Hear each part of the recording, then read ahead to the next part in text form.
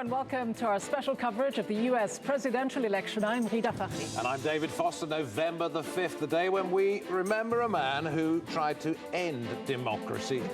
Well, in the United States, I should say, but in England, where Guy Fawkes tried to blow up the Houses of Parliament long time ago, 1605. On time indeed. We can expect fireworks across the United States as we count down to another tight election.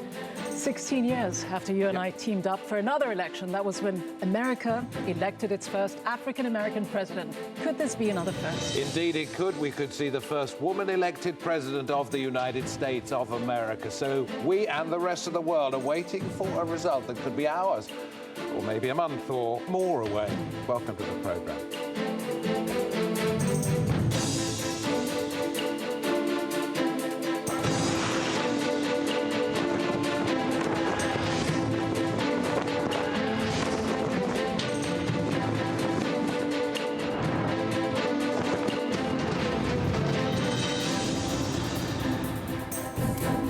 And here we are, U.S. election night 2024. As you can imagine, there will be much anticipation right across the world, with many countries waiting to see who wins and how it will affect U.S. foreign policy.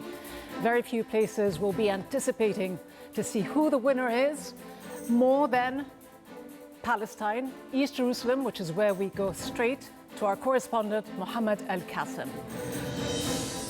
Mohammed, give us a sense of the mood where you are, and how much faith do people have in sort of the next president and what this election result may end up in? Well, it all depends on who you're talking to. If you're talking to Israelis, they pretty much expect Trump, and they want former President Trump to be back in the White House, not only on the political establishment, Prime Minister Benjamin Netanyahu and his far-right coalition, but also on the street. The popularity of Trump exceeds 70%. However, if we are speaking on the Palestinian side, the mood is completely different. They don't expect anything from the Democratic nominee, Kamala Harris, as they expect her to be a continuation of the Biden policy on Gaza and on the two-state solution, on the illegal settlements in the occupied West Bank and occupied East Jerusalem. So it all depends right now on who is coming and what kind of policy they'll bring with them. They even go as far as to say that maybe former President Trump is going to shake things up because he's the unpredictable candidate. He's someone that no one knows what is he going to be presenting and bringing with him in his second and final term in the White House. But again, the mood is definitely of anticipation, of waiting to see of who is coming and what kind of an impact mainly will have on the war in the Gaza Strip. As you say, many will be waiting to see how much continuity there will be in U.S. policy toward the Middle East, and how much Trump, if he is elected next president, will shake things up. How much do people believe that a Trump presidency will be able to rein in the Netanyahu government? We heard in the last hour that Netanyahu sacked his defense minister. There are obviously fears that the war in Gaza, that has continued for more than a year, could really escalate into a much wider regional war, engulfing not just Lebanon, but Iran as well. That's definitely correct. The expectations that Netanyahu wants to see the war in Gaza continue, and this is part of why he just fired his defense minister. You have Gallant, in addition to all these leaks that have been coming out in the last few days, where it basically incriminate Netanyahu of trying to sabotage, torpedo any attempt to get a deal in Gaza signed, a ceasefire deal that would lead to the release of the Israeli captives in the Gaza Strip. Netanyahu knows very well when he fired Gallant that no one is going to pay attention at this decision, while the entire global attention is focused on Washington and on the United States election and who's going to be occupying the White House come January 20th. But at the same time, the feel in Israel that Trump would assist, would back Netanyahu to the limit in Gaza, in Lebanon, as well as with Iran. And that's why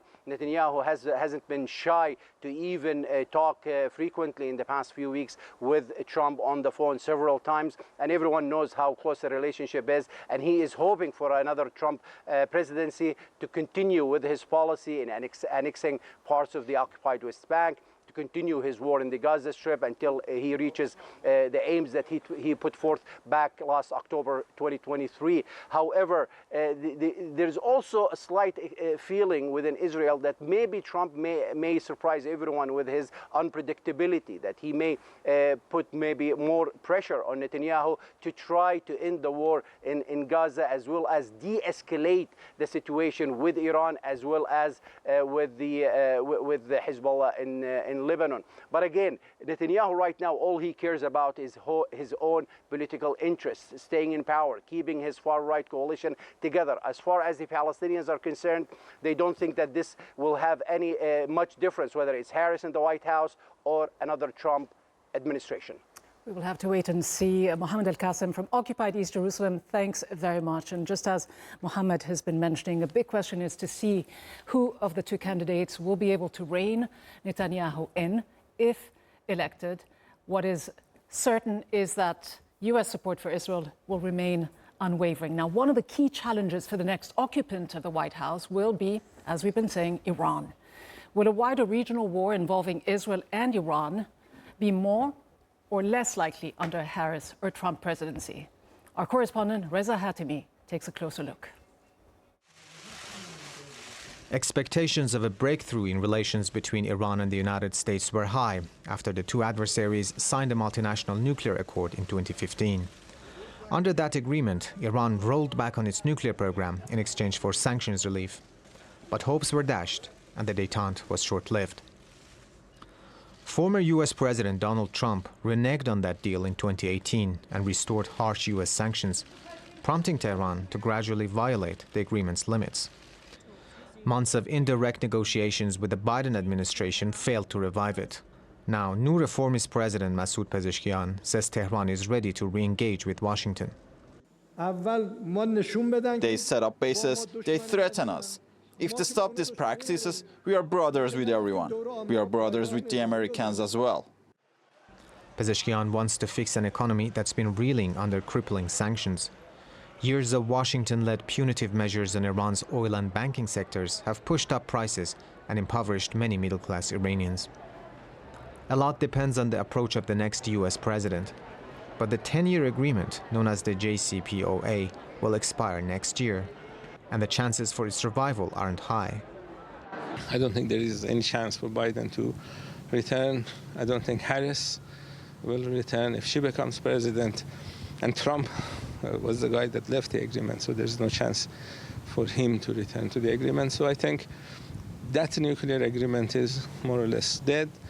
It's the responsibility of the United States for killing it. Regional tensions have significantly increased over the past year, with Israel targeting Iranian individuals and assets, and Iran responding by 2 rounds of missile attacks on Israeli soil. Many analysts say that Israeli Prime Minister Benjamin Netanyahu wants to drag the United States into a war with Iran. The Biden administration doesn't support a regional war, and both presidential candidates don't want another U.S. war in the Middle East either. Whether this can be prevented is another matter. Let's not forget the 20 years of war in Afghanistan and Iraq, and they are by no ways comparable to Iran and its military capabilities. So there is no chances for war between Iran and America, whether it is Harris as the president or it is Trump as the president. With Trump calling for Israeli strikes on Iran's nuclear facilities and Harris calling Iran America's greatest adversary, the tensions between the two countries are expected to remain high. However, Washington wants to rein in Iran's nuclear program, and Tehran wants to ease sanctions. And making a new deal could also be a viable option. Reza Hatami, TRT World, Tehran. OK, we're coming back from that part of the world, which is obviously extremely important at the moment and will be in months, years to come. And we're heading to the United States, which, of course, where it is. There are reasons why we take our time. John Brain, who's down there in Florida at the Trump headquarters in Mar-a-Lago, and Selena Downs, you're with the Harris campaign. The reason we take our time is that we don't know very much at the moment. We're just sort of reporting on the lull before the storm, if you like. So, John, where are we?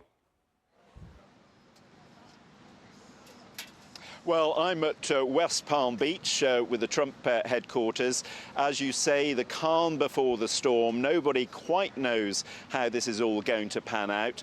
But they're pretty optimistic here at Trump headquarters. They believe the metrics are in their favor. They say they've registered more Republican voters this time than last time around. They believe that they've got more early voters to the polls.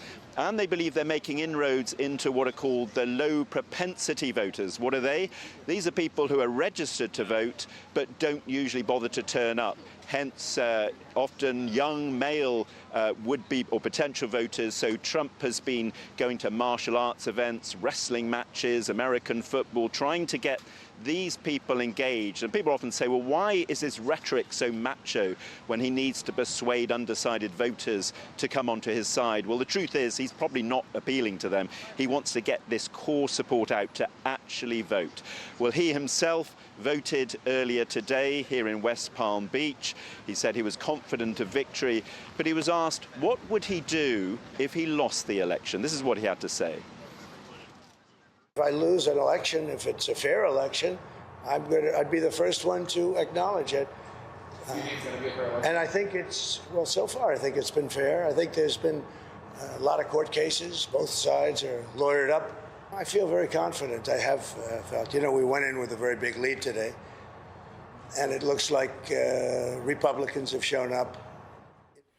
So, John, there he is saying there's not going to be any trouble because I'm going to win, but not really contemplating the fact that he might lose, and the polls are extremely close. So, Melania there looking disinterested, if you like, but she was there with him.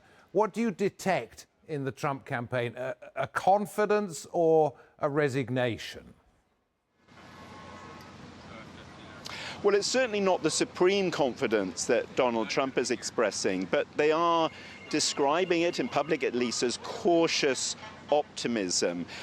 They believe that Trump is actually in a better position in the polls than he was in 2020 and 2016. And remember, in both of those campaigns, the pollsters greatly underestimated Donald Trump's eventual vote. Is that happening again? We don't know. But the metric above all that they're clinging on to is that consistently the polls have said that 2/3 of Americans do not like the direction their country is heading in. And what they say here is that no incumbent administration can expect to be re-elected if that's how 2/3 of the population view their performance. That's what they're clinging to. Of course, it's going to be a long night before we know whether that confidence is justified. Well, it might be more than a long night, John. It may be a long couple of weeks or maybe a little bit longer. We will just have to wait and see on absolutely. that. Reading figures about the economy, because don't forget, it's the economy, stupid, as one former president said. How is Trump directing the argument that, in fact, under his presidency, inflation started to rise? And I think since 2019, it's gone up by 25%. It's come down a little bit now. But how is he defending and justifying what happened under his presidency? Well, he doesn't need to, because people have got short memories. And of course, some critics say that his handling of the pandemic was what originally caused the inflation to spike. It's all about perceptions, isn't it? People say they felt better off under Donald Trump. Since Donald Trump left office, the price of gas has gone up, the price of eggs have gone up, the price of their groceries in general have gone up. So they blame the Biden administration for that. And so this is an easy win for Trump. The problem for him is he's not been able to stay on message the way his advisors want. They're saying, look, if you just focus on the economy and if you just focus on immigration, the chaos at the southern border, you'll win this easily. But of course, he gets distracted. He comes in with these personal attacks on his rival. But certainly the economy, as we know, worldwide is often the clincher for any would-be candidate or would-be leader. The Republicans, in general, Trump in particular, definitely have the lead on this. And so Trump, you'll notice the past few rallies, he's been starting by saying to the audience, are you better off now than you were 4 years ago? Their answer, of course, is no. He's hoping that's what he can capitalise in this voting. We're going to be back with you, obviously, a great deal during the course of the next few hours. As I said, maybe weeks and months. Stay where you are for the moment, if you don't mind. Selena Downs, you're in Washington, D.C. Harris campaign there, which is a sort of home for her, if you like, because she's got the vice president's residency up Massachusetts Avenue. Have we seen anything of Kamala Harris, I should say?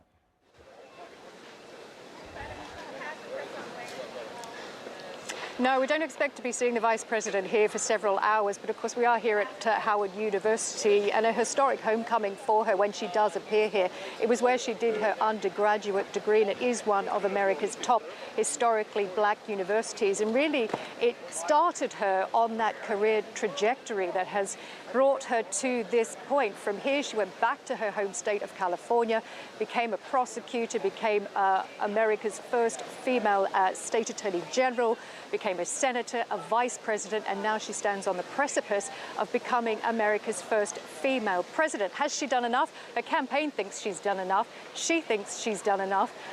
David, if I'd said to you a few months ago there would be a disastrous TV debate, the president would stand aside, he would make way for his younger vice president, she would step into the breach, there would be 2 assassination attempts on Donald Trump, the Republican challenger, the former president, and that she would galvanize support and the Democrats across the country, you would have said to me I was mad. But here we are, and she talks a lot about freedom, and she's really tried to contrast herself between being the career prosecutor as opposed to Donald Trump, the felon. She's been telling her rallies across the country, you know, I am used to dealing with criminals and I have won, and she feels she is on a winning streak here. This is what she's had to say. They said the numbers are good. We're hearing from our folks there. Everything's working well. Secretary of State says things are working, so we're feeling good. It's democracy. It's messy. It's beautiful. It's the people. And for me, just my confidence in how things go. So. Selena, clearly that wasn't Kamala Harris. That was somebody else. We'll probably identify who it is later on. But I'm just wondering about the fact that she had this enormous bump in popularity when she was first replacing Joe Biden on the ticket. It's waned off a little bit, hasn't it? And partly it's because of her apparent lack of confidence when she starts talking. She goes on and on and on, and the words get mixed up a little bit.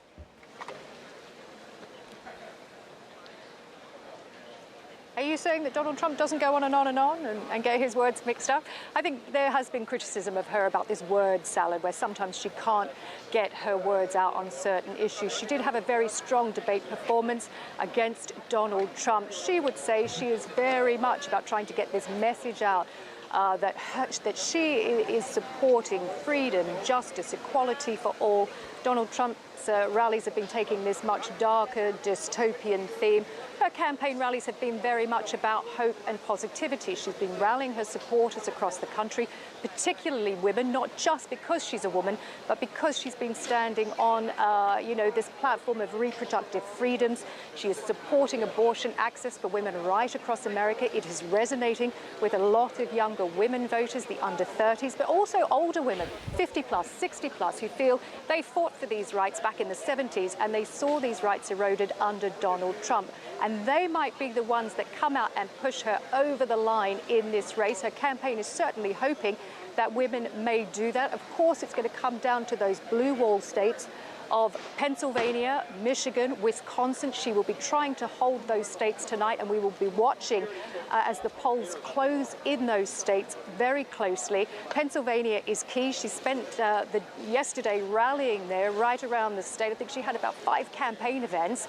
And she live streamed her event from there to the 7 swing states. So she knows that it's those voters in the key swing states that she needs to win over, but especially Pennsylvania, which is flip-flopped back and forth between sometimes voting Republican, sometimes voting Democrat. It voted for Barack Obama in 2008, 2012. It voted for Donald Trump in 2016, Joe Biden in 2020. Kamala Harris wants to hold that state. She needs to hold that state. Her path to the White House becomes all the more challenging if she doesn't get those blue wall states.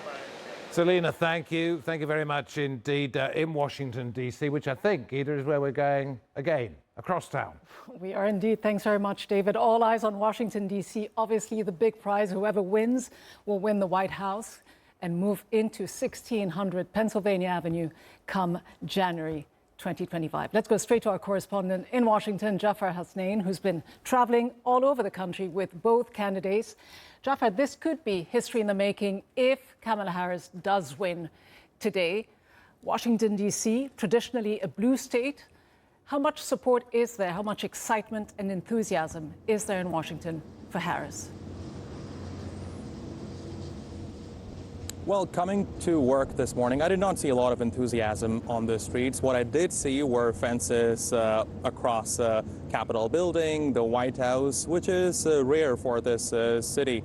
But I'll come to that in a bit. Now, Geeta, as you mentioned, I've been traveling across the city. I'm not going to bore you with numbers, not until polls close here in the United States. But what I'll tell you, what's been my assessment as a foreign journalist who got the opportunity to travel across the U.S., including key swing states like Michigan. This is what I have gathered after speaking to over 100 people over the past 1 month, Geeta, that America today is more divided than ever before. And one thing that really stands out for me after speaking to people on the streets is that there's no black and there's no gray area anymore. It's either black or white.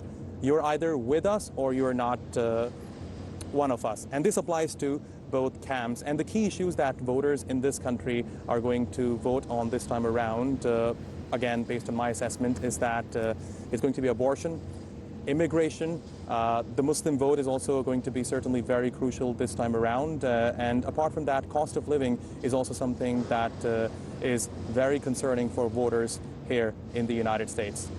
Jafar, you mentioned the key issues for voters in this city, in Washington, D.C. You also mentioned the tight security and the extent to which the American electorate has become increasingly polarized over the last 4 years, certainly in the last couple of elections. When you look at the divisions that you see on the streets of Washington, D.C. and across the United States as you've been traveling from one state to the other, what's been the most striking issue that you've noticed among voters? Geeta, can you repeat that again? What has stood out for you among the voters you've been speaking to, Jafar, as you've traveled across the United States over the last few days? Right. I think, Geeta, one thing that really stands out for me is, again, the division within the United States. As I mentioned, it's all black and white now. There's no gray area. People have stopped to agree to disagree with one another, which really goes to show the divisions within the country. I got the opportunity to speak to people on the streets about the divisions in the U.S., and I remember asking them this question: is the U.S. more divided today than it was back in 2020? And you would be surprised, everyone told me yes. So I think this is the general sentiment that is shared not just here in D.C., but across the United States. And this is primarily why everyone, including us, we have been saying that this is going to be one of the most consequential elections in American history. Now, coming to security measures that have been installed here in Washington. This morning, while I was coming, I was walking across where the White House is, and I got the opportunity to speak to some people over there. And I asked them, how do you feel about this White House being fenced? It almost looks like a fortress. One person told me, I brought my daughter. I came from 100 kilometers away, and it's really sad to see that this tourist attraction, this residence of the American presidents, is close to visitors. So this is something odd for the city. Meanwhile, one person told me, he understands why authorities here have taken such measures, why they have fenced major government buildings here. He told me it's understandable because of what happened on January 6, 2021. That's when Donald Trump supporters stormed the building that you see right behind me. So authorities here, they don't want a repeat of events. They don't want a similar scenario again. So this is why they have taken precautionary measures. It's still a few more hours to go before polls close here in the United States. But as of now, things look good here in D.C. Nothing of an alarming level has happened here in D.C. And I think the authorities here, including the mayor, have assured the residents that they should not be concerned about any security threats. Everyone will be looking, certainly in Washington, D.C., all the security officials, and hoping that it all goes according to plan. Jafar Hussain, thank you very much. Over to you, David. Gina, thank you very much indeed. Washington, D.C., of course, not a state, but there are a magnificent 7, what we're going to possibly call the decisive 7. Those U.S. states that will more than likely decide who becomes the next president, because the winner of most states is a foregone conclusion. Take a look there, all the grey ones there, an awful lot of them. In fact, only 7. The 7 swing states are likely to sort this out. We've got the Rust Belt states and the Sun Belt states. Take a look at this. Wisconsin, Michigan, Pennsylvania comes to 44 votes in the Electoral College, which eventually decides who's going to become the president, because even though the people are voting today, it's up to these states and these numbers here. Pennsylvania 19, because it's got a higher population. Michigan 15. And if we take a look down here in the South and the West, Nevada, Arizona, North Carolina, and Georgia, those are going to be absolutely vital. What's going to happen if Kamala Harris takes those 3 Rust Belt states is that she will have enough votes probably to be the next president. Even if Donald Trump takes those ones, he's going to need at least one more of those grey states to make it to the White House for the second time. We're going to be across all of these key battleground states, and in a moment we're going to be going to Andy Rosen in Michigan, but first Frank Ucciado's in Pennsylvania. And Pennsylvania, 19 electoral college votes. I know it's complicated, but that is absolutely crucial, isn't it? And it's been neck and neck in Pennsylvania.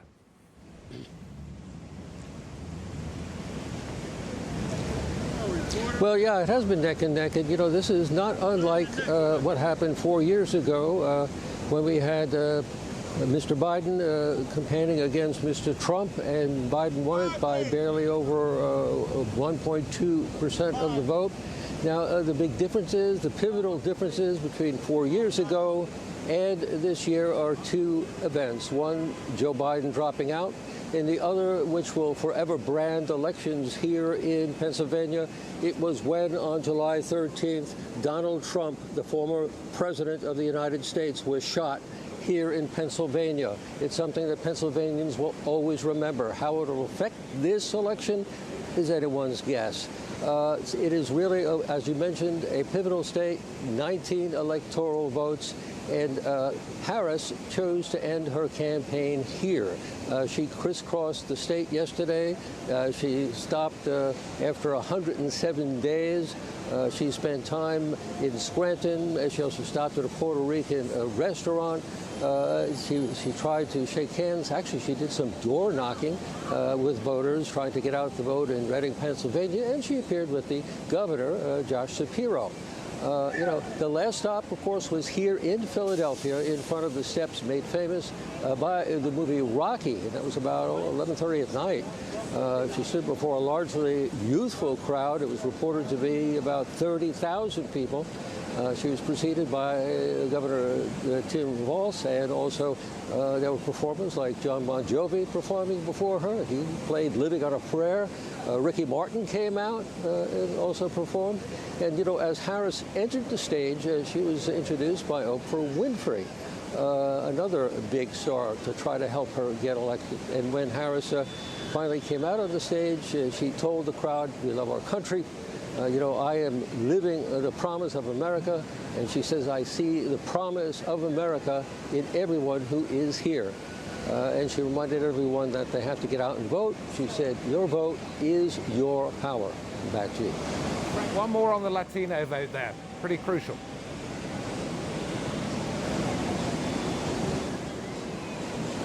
Yeah, it is very crucial, and that's one of the reasons while Harris actually stopped at a Puerto Rican restaurant yesterday to shake hands and introduce herself.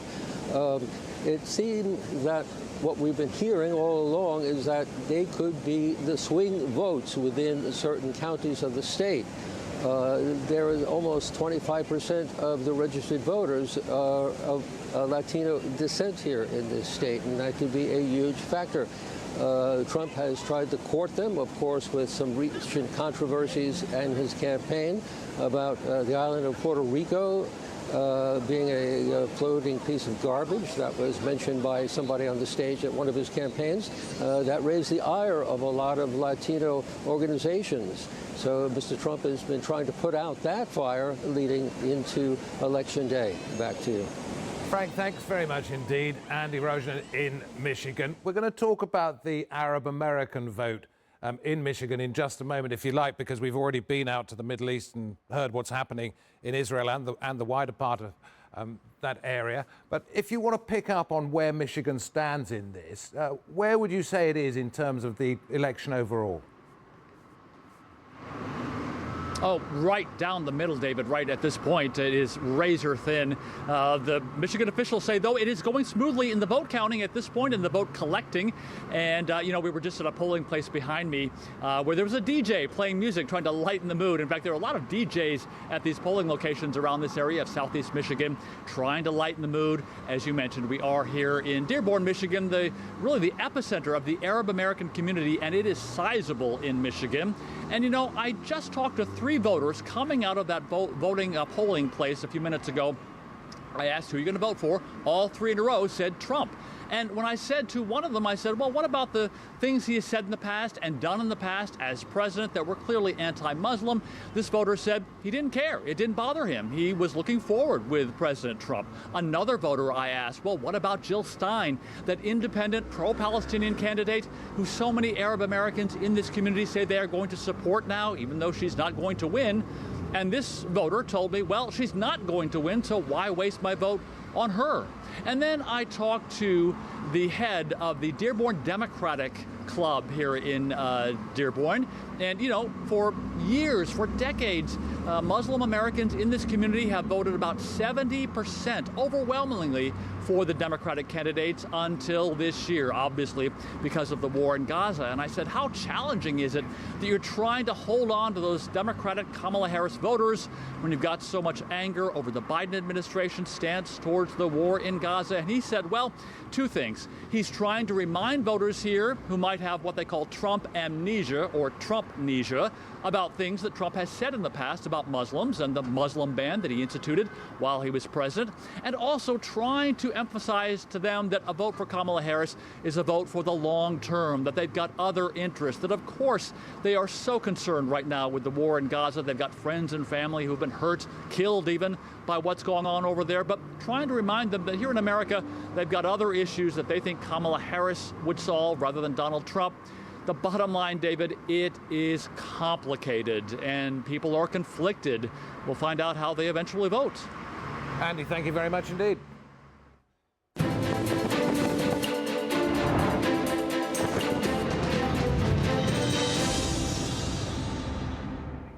Now, that's one take on the potential Arab influence in the United States. What about 30 hours drive southwest of Michigan, in another of what we've already described as the battleground state that is Arizona? Amongst the cactus and olive trees, Mohyuddin Abdulaziz nurtures his garden and a growing political force. We have the political power, and we're going to exercise it. He's part of a coalition involving roughly 60,000 Arab American voters in Arizona, and the war on Gaza is the top issue. With the Muslim vote, you can say, more about 100,000. Those numbers matter. Joe Biden won Arizona by less than 11,000 votes in 2020, and the 2024 vote may be even closer. And listen to this. We are not endorsing Kamala Harris. No vote, no endorsement of Harris. Of course, we're never going to vote for Trump. How will the absence of tens of thousands of votes affect the presidential race? If Arab American voters stay home or don't vote at the presidential election, that could definitely throw the election probably more towards Trump in the state. All eyes will be on Phoenix, where a majority of Arizona voters live. Phoenix, Arizona sits within Maricopa County. The county is the second largest voting district in the United States. About a third of registered voters here identify themselves as other, not Republican, not Democrat, and that makes this election outcome even more unpredictable. Abdulaziz says the coalition is mobilized, but will only vote for candidates that will help end the killing of Palestinians. The main goal is to end U.S. unconditional support to Israel. This is the beginning of a movement. It's not going to end whether Trump wins or whether Harris wins. They're highly energized activists with hope, and as he puts it, activism thrives on it. Craig Boswell, TRT World, Arizona. In fact, we're going to be back in Arizona a little bit later in this special, but fascinating to see there that the border wall is still such a contentious issue. Kamala Harris having been put in charge of it, right. Donald Trump saying she did absolutely nothing. And then we're going to see what he does, if he's actually going to be able to deport or get rid of many of the people he sees as thieves and dog eaters. Immigration, one of the key issues, not only in a border state like Arizona, but in other places as well, New Mexico and others. But going back to foreign policy, which isn't, as you and I know, David, a key voting issue for many of the progressive voters, some of whom we've heard from in Michigan, the situation in Gaza and the U.S.'s unwavering support for the Netanyahu government will be a key issue. Many saying that they will vote for the lesser of two evils. Yeah. Some of them as well going for the fiercely anti-war candidate, the Green Party's Joel Stein. Well, at this stage, we have been trying to show, and we've seen it already, the depth of our coverage right the way across the world, US influence, etc., wherever it happens to be. So to Latin America, to Mexico, in fact, living right next door to the United States, but to many a neighbor that is making just too much noise. Daniel Lanet is a welder from Venezuela. He arrived in Mexico City last year to this shelter. On his way north, he was attacked while crossing the treacherous Darien Gap. I had a gun to my head and I thought, oh well, this is what happens so that I can keep going. They demanded money. Over 500,000 migrants crossed the Darien Gap in 2023. Perils include robbery, illness, sexual assault, and at worst, death. Here at Tochan Shelter in Mexico City, migrants are waiting for their appointments to request asylum in the United States. They are worried that depending on who wins the presidential elections, they may never get a chance to plead their case. Hatim Mohammed was born in Sudan and raised in Dubai. He migrated when he lost his job. He is awaiting his asylum request appointment that he made through the Customs and Border Patrol app. He says Donald Trump's racism makes things harder for him. He's going to look at me as like the same category of people that he believes in his head that they should not be there. Muhammad says he can't go back to Sudan and an ongoing war. Jonas Gregorio left Caracas 7 years ago. He fears that he would be killed if he returned to Venezuela. On one hand, as Venezuelans, we want Trump to win because we think he would take down President Maduro, but as a migrant, it would be much better with Harris. Gregorio helped install an altar for the traditional Mexican holiday, Day of the Dead, to honor migrants who died on their journey to the U.S. If governments understood the cause behind the migration, harmful practices would disappear, preventing numerous deaths. Gabriela trusts that U.S. citizens will choose the right candidate who will be more sensitive to migrants' needs. Andalusia K. Solov, TRT World, Mexico City. Well, the headlines may well be coming out of Mexico, but across Latin America, the gaze will be northwards, as Michael Fox discovered in Chile's capital, Santiago. Jefferson Hill is from Venezuela. He came to Chile 2 years ago in search of work after living years in Colombia. He's watching the U.S. elections, and he says he likes Donald Trump's business mentality. If Donald Trump wins, the United States will be great once again. Despite Trump's promise of strengthening the border and cracking down on immigration, most Venezuelans here say they prefer him to Kamala Harris. The average Venezuelan immigrant here prefers Trump because with Trump they see a greater chance of receiving specialized immigration status and the possibility of harsher U.S. policies against the Venezuelan government. Venezuelans make up roughly a third of the 1.6 million immigrants in Chile today. There are also large numbers of Peruvians, Colombians, and Haitians. Most live here in the capital, Santiago. Haitian immigrants in Chile are nervous about Tuesday's election. Nearly 200,000 Haitians have migrated here over the last decade. But for many, Chile is just a stopover. The dream remains the United States. If Donald Trump wins, some of them are afraid to get deported because you know that the government of Donald Trump always say that I'm going to deport all illegal people in the United States. Those concerns are shared by many immigrants here. Others are unsure. Katiuska Cedeño moved from Venezuela to Chile 7 years ago, fleeing the country's financial crisis. She says whoever wins has to care about the immigrants. Migrant rights need to be front and center in the United States and every country. It needs to be the priority. Chile's migrants are split over who they want in the White House. But one thing is for sure. The vote will have an impact on people thousands of miles from the U.S. border. Michael Fox, TRT World, Santiago, Chile.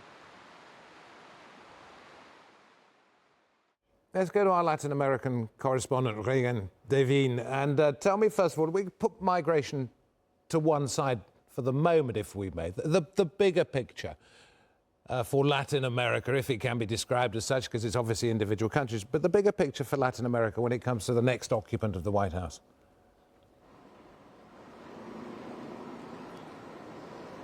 Yeah, hi there, David. Hi, Guy. I think I would say it was pretty complicated. Many of the countries where immigrants are coming from, Chile, El Salvador, Peru, these countries have long-standing issues.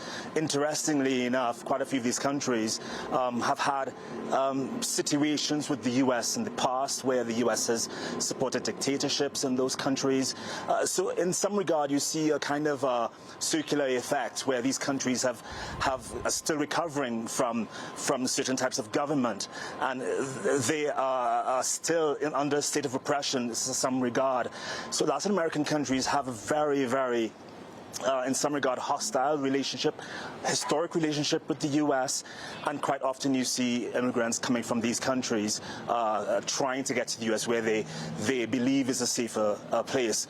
Following on what Michael said, Venezuela is a good example of that. There are many Venezuelans here in Mexico City, in Mexico, trying to make their way across to the U.S. where they think they can have a better life. And of course, that is because they have found it very difficult to live under the Chovista governments. Nicolas Maduro is the president there, obviously. They find it very hard to get by on a daily basis, and there's a problem of gang warfare in Venezuela where it's simply not safe in certain parts of, for example, Caracas, where you still can't go out late at night. You can't hold your phone in public because it's liable that you can get easily robbed there. And so when we see these migrants coming from these parts of Latin America, South America, Central America, it's very complicated. And so Mexico has been working with the U.S. To limit the number of crossings. The Mexican government, even though they are supposed to have a very strong track record when it comes to human rights policies, they have been cracking down on migrants, busing them from Mexico's northern border to the southern border, not giving migrants and refugees, asylum seekers, a chance to state their case. However, there are organizations in Mexico trying to get people help, but Mexico is feeling the pinch from the U.S. government, and this, of course, all started under the Trump administration, where Trump has made certain threats to the Mexican government to assist or do more to control the flow of migrants. Otherwise, there would be grave consequences. We saw just overnight, Trump again stated that there would be consequences for Mexico if it didn't help, threatening a 25% tariff on imports coming in from Mexico, which goes against the whole idea of a free trade agreement, which is the U.S.-Mexico-Canada agreement, which is formerly NAFTA. This one is called, sometimes referred to as NAFTA 2.0. But I've also been looking to see whether or not the Mexican president has had an opinion on this Trump 25% tariff. She has not yet, as far as I can see, responded. She hasn't posted anything on social media. People are trying to figure out why is it that she doesn't take the former president seriously, or maybe she does take him quite seriously. So we've seen over the decades that there is, as I said, there is a circular effect. Countries that have been under dictatorships that have been supported by the U.S. government in previous decades are still living under a state of economic uncertainty, and hence civilians in those countries are trying to find a way out of there and all heading up north to the U.S. border, where they believe they can have some sort of a better life.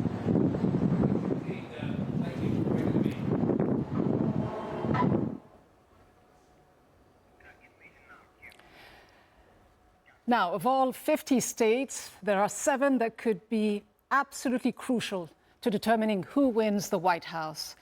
These are the so-called swing states that we've been talking about a little earlier, as you see them here on the electoral map. To the west, Nevada, Arizona. In the northeast, Wisconsin, Michigan, and Pennsylvania. And down south, North Carolina and Georgia. And you'll remember in the last election in 2020, the election in Georgia was particularly close, with a margin of less than 0.25% of the votes in favor of Biden. Now, these states are divided into 2 main categories, the Rust Belt states and the Sun Belt states. And in terms of the Electoral College votes, as you'll know, the winner has to achieve that magic number of 270 out of a total of 538. And here you've got Nevada with the least votes among the swing states with 6, and Pennsylvania with the highest number there, 19. And that is the reason why so many presidential candidates invest so much time in Pennsylvania. Now, we'll be going a little later to Arizona and to Nevada. Let's start with our correspondent in Nevada, Martin Markovits, and take a look at the Latino vote in the state.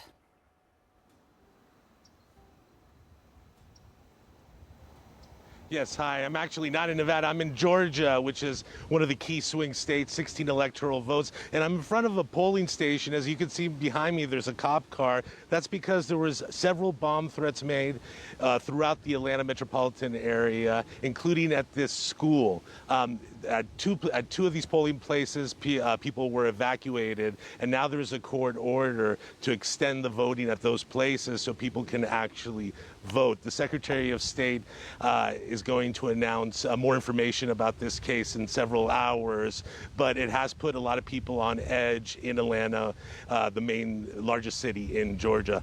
So far at the polling stations we've been to, according to the Secretary of State and also what we've seen, the lines have been very small. People have been waiting about 2 to 5 minutes to cast their votes. Secretary of State said they expect 1 million votes to be 1 million votes to be cast today. Polls will close at 7 p.m. And one of the reasons why there's not that many people voting is because most people voted early. It's supposedly 4 million people have voted in the past few weeks, which is one of the reasons why there's not that many people voting right now during the daylight time. Although we do expect after, when people get off work, more people are going to work. Also, according to Georgia officials, the majority of the ballots should be tallied by midnight, so we should have some results later in the night. We have to remember that in 2020, when Biden took the state by only 12,000 votes, it took 2 weeks for the state to be called by the Associated Press. Right now, if the margin is very close, about that number in 2020, if a candidate asks, they can have a recount, and that's if there's a 0.5% difference in the ballots right now. But yes, people are on edge right now. There's been 5 bomb threats. Also, the Secretary of State also said that it's possible that this occurred because of Russian interference. We still don't know more information about that case, but we'll be waiting for more information. Back to you. Martin, and when you look at the demographics within the state of Georgia, my apologies for making that mistake earlier, but within the state where you are, that state, as we say, that was barely won by 11,779 votes by the Biden camp 4 years ago, we know that among all of the swing states, it has the highest percentage of voters under the age of 30. So you've got the youth vote that could be extremely important, and of course, a sizable African-American vote. How are these two likely to play out? Well, we have to remember that Georgia has always been a very conservative state. It's in the South, and that for years it voted Republican. And when Joe Biden won in 2020, it was a big surprise because Georgia wasn't even considered a swing state. The last time that a Democrat won was in 1992, and that was Bill Clinton, who was a Southern Democrat. But the state has changed a lot. Atlanta is a fast-growing city. It's becoming more diverse, and there are more suburban women here. And a lot of people say that they have been galvanized by the reversal of Roe v. Wade. Here in the South, there are abortion restrictions. You can only get an abortion until 6 weeks. A lot of women don't even know that they're pregnant until then. So they expect a lot of women to be galvanized. A big issue for the Democrats is African American men. They will get those people in their camp, but it's how much will the difference be? It seems that it will be smaller when Obama won and Joe Biden won. And I asked a lot of African American men why they were voting for Trump, and they said, they grew up with him, being on the Apprentice TV show on NBC for many years, and also that they like his macho posturing. And that is why a lot of people are going to gravitate towards them. So if that happens and the African American men vote gets smaller, that could make a difference in this state when, as you said, there was a difference in 2020 of just 12,000 votes. Back to you. Thanks very much, Martin. Let's go straight across now to North Carolina and look at the state of the election there. The state was narrowly won by Donald Trump back in 2020. Now, how much investment has there been from both candidates in North Carolina? What are the key issues facing voters? And what has been the level of turnout? Let's speak to our correspondent there, Randolph Nogel. What has been the level of turnout and excitement around this election, Randolph? Absolutely, Gita. I'm actually just at a polling station here, and while it may not look busy, of course, as Martin was saying there in Atlanta, it's a similar story here. Middle of the day, there were long lines this morning. But really, it's because of the heavy early voter turnout. In fact, 57% of registered voters in this state have already cast a ballot on or before Saturday when early voting ended. Certainly, a lot of those voters wanting to get to the polls. And surprisingly, this is one of the areas, Buncombe County, Asheville, North Carolina, being the city that was devastated by the Hurricane Helene in late September. And surprisingly, the voting in this district, these areas, in fact, areas that have been affected by the hurricane, have outpaced early voting in other parts of the state. Now, as you mentioned, the last election in 2020, Donald Trump won this by the narrowest of margins, just 1.3%, a little over 70,000 votes. And since then, you've seen this as one of the fastest growing southern states.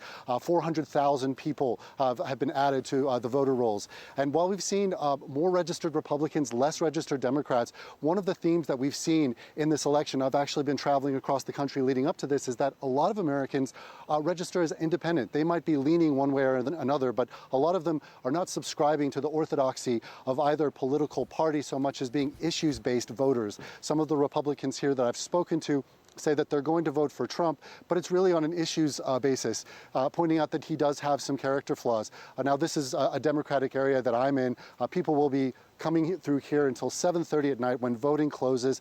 Unlike the last election in 2020, when early votes could be counted before the polling closes on the Super Tuesday, this election, all the votes, including the early votes, have to be counted once the polls close at 7:30. So it might take a little bit longer to get an accurate sense of what the result's going to be here in this pivotal swing state. Thanks, Randolph. As you say, this could definitely take certainly until the end of the week and perhaps even longer than that. Let's go across now to London and join Tom Packer. He is a US politics fellow at the University College of London.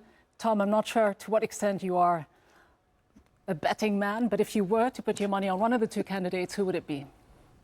Well, I think the most important thing is I wouldn't bet very much. I mean, some of the indications are the turnout seems quite high, which is probably good for Trump. It's a very, very close contest. I think some of the stronger polls Harris has done a bit better in. I also think there seems to have been some of these late deciders, particularly African-American and Hispanic voters, who she's been struggling with. Some of them seem to be coming back to her. So I think if you put me a gunshot, I'd say Harris. But I'd be very unsurprised if Donald Trump won. I don't think there's ever been a race where it looked it was so unclear who was favoured going in. in the last few decades for US presidential elections. Well, she'd certainly break that glass ceiling that Hillary Clinton attempted to, but failed a few years ago. But he'd also be making some history, wouldn't he, as the first twice impeached person to be elected president if he does win? He would. He'd also be the first president for over 100 years to come back, to lose, and then come back. That's only happened once before in US history. On the glass ceiling, one thing I would say is I wouldn't assume Harris is losing support net for being a woman. For some evidence, women candidates are actually slightly more popular in the US. That may even have helped Hillary. She, like Donald Trump, has many flaws as a candidate, but I don't think being a woman is one of them. It might even be helping her. What it may be contributing to is we seem to be seeing unusual levels of gender polarization. So men are swinging hard to Donald Trump, women rather less. And there's some indication that the Democrats are having particular problems with African-American and Latino men. But as I say, it could very easily go either way. Difficult one to predict. Sitting on the fence there, Tom Packer, thanks so much. David. Gita, thank you very much indeed. Russia and Ukraine, a new US president, Vladimir Putin. What is going to change? Well, the attitudes of both candidates, well, they couldn't be more different. TRT World's Joel Flynn has more. We make it clear we stand with Ukraine now and in the future. Joe Biden may have meant those words when he said them in September. The man sitting next to him would have wanted to believe them. The likelihood is there are probably few people in the world outside America more worried about the US election than Volodymyr Zelensky. And for good reason. There's much at stake for the Ukrainian president, with Donald Trump and Kamala Harris offering starkly different visions of how to end the war with Russia. In particular, Zelensky and many in his country are worried about the prospect of Trump taking office after he'd promised to halt the conflict with a phone call to Vladimir Putin. Trump's affinity for the Russian president is widely documented and highlighted again during the Republican candidate's meeting with Zelensky in September. We have a very good relationship. And I also have a very good relationship, as you know, with President Putin. And I think if we win, I think we're going to get it resolved very quickly. I really think we're going to get it resolved. I hope we have more good relations. We're going to have, I see. Yeah, but you know, it takes two to tango. Trump himself has been vague with details about what exactly his phone call or plan would entail. The suspicion is it would likely have key differences to Zelensky's victory plan. Talking to Donald Trump, I told him what is the way out. Either Ukraine will have nuclear weapons and then this is defense for us, or we should have some kind of an alliance. Today, we do not know any effective alliances other than NATO. Although Zelensky's body language didn't appear much warmer during his meeting with Kamala Harris, her policies align more closely with Kyiv's. There are some in my country who would instead force Ukraine to give up large parts of its sovereign territory, who would demand that Ukraine accept neutrality and would require Ukraine to forego security relationships with other nations. These proposals are the same of those of Putin. A Harris presidency would also, however, look to prevent escalation of the war into a direct confrontation with Russia. That has the potential to hamper Kyiv's fight. Zelensky has appeared aware of the role played by US lawmakers in this too, especially after congressional Republicans held up a vital aid package earlier this year. Some have called for an end to this financial aid. Though the issue is a talking point at rallies, including Donald Trump's, popular support for Ukraine across the US suggests most feel differently. A poll by Brookings in August suggested Americans across the political spectrum were sympathetic with Ukraine.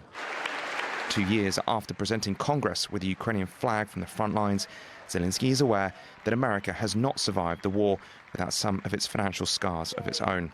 How they have healed may prove to be almost as important for his country's future as its own scars. Well, our correspondents are waiting for us. That's Dasha Chova in Moscow. On the left of your screen, Joel Flynn, who just did that report for us, is in the Ukrainian capital. Give us a sit rep on what's happening there at the moment in terms of the conflict. Well, in terms of the conflict, we've seen an increase in drone attacks over the last few days. Those have been hitting parts of Kyiv, in particular at the weekend, a drastically higher number of Shahed drones being dropped on the capital. Whether that correlates with the US election, it's been difficult to estimate. But of course, the real concern for Ukrainians at the moment is on the front line, in particular in the Donetsk region. The Ukrainians continue to lose a lot of ground there. Day by day, the Russians are inching westwards, closer to the strategic town of Pokrovsk. The other concern that is really the focus here in Ukraine at the moment is this battalion of North Korean troops that are supposedly deployed just to the north of the country, reportedly in the Kursk region of Russia. That is the region that the Ukrainians themselves managed to take by surprise in August. As Volodymyr Zelensky, the Ukrainian president, is concerned that what will happen with those North Korean troops is that they might have the potential to bring more in afterwards. And whether the Western response to that is sufficient, he believes it hasn't been thus far, is something that I think is going to be a primary concern for him once this election concludes. Yeah, a whole new dimension to it with those North Korean troops in there. Joel, let me ask you about this one. Donald Trump said he'd get on the phone to Vladimir Putin and have it all sorted out within, I think he said a couple of hours, but it might take a little bit longer than that. But presumably that means Ukraine ceding territory, because that's the only way that Russia's probably going to say, yes, OK, we will lay down our arms at the moment, and Ukraine will, well, certainly Zelensky will never have that.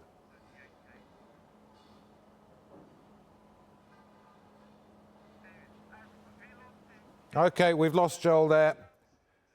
Let's go to Dasha Chova, who is in Moscow. I suppose I could put, Dasha, the same question to you. Donald Trump says he'll have this conflict over within a short space of time, but presumably that means Russia agreeing to negotiate, and Russia would only agree to any kind of ceasefire, presumably if they get to keep the territory they've already taken and perhaps a bit more.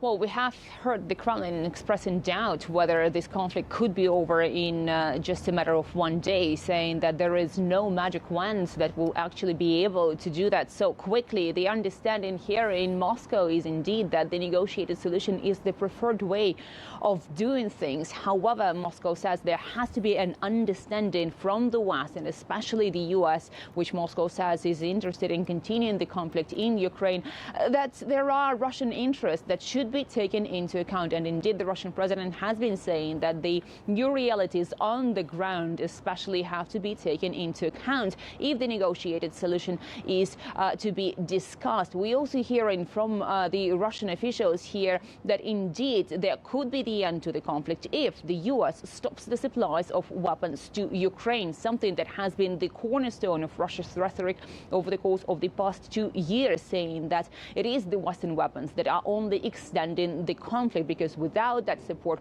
we know that Ukraine would not be able to continue its fighting against the Russian operation that has been launched in 2022. So here in Moscow, there is a very clear picture that the negotiated solution is the preferred way. However, it has to be taken into account Russia's considerations, and also the officials here insist that that has to be based on the arrangements and the agreements that have been reached in the previous rounds of negotiations, especially in Istanbul in 2022.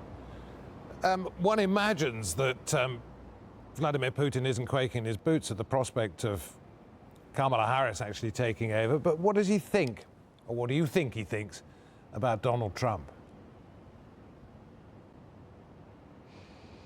Well, the Russian officials here have all said that it doesn't make much difference who wins the Oval Office in the U.S. because the Russophobic policies of the United States is based on the bipartisan consensus. So in Russia, experts say there are two layers of understanding of what is happening in the U.S. They say officially that there will be no change to the general rhetoric in the United States when it comes to the relations with Russia. However, the experts do know there is some hope among the Russian politicians and officials that the presidency of the Donald Trump, for instance, or any new president that comes into office would be bringing some sort of change. When we look at the previous rhetoric that we have seen, Donald Trump has been in office already, and under his presidency there has been most of the sanctions slapped against the Russian economy. With that in mind, Russian officials understand that Trump's presidency could be quite unpredictable, whereas the Harris presidency would be predictable. It will be the continuation of the Biden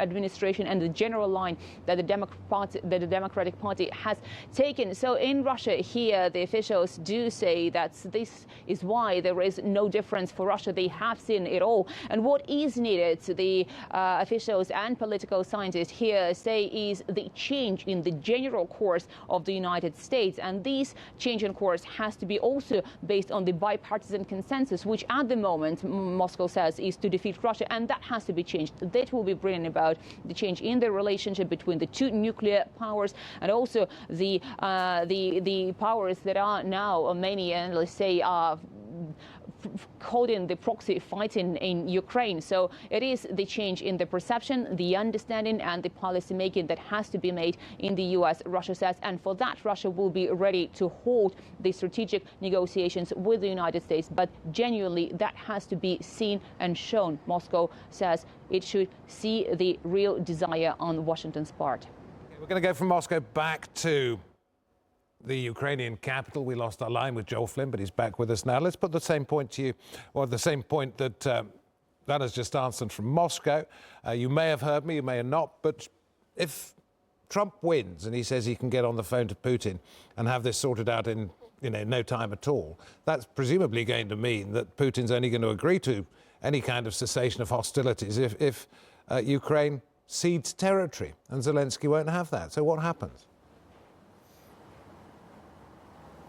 Yeah, I think it's fair to say as well that it's not just Zelensky that feels that way. The vast majority of Ukrainians don't want to give up territory to the Russians. That is why they are fighting this war. They don't want to see a situation that will leave them with the status quo. Of course, some millions of Ukrainians currently living under Russian control, particularly in the south and the southeastern part of the country.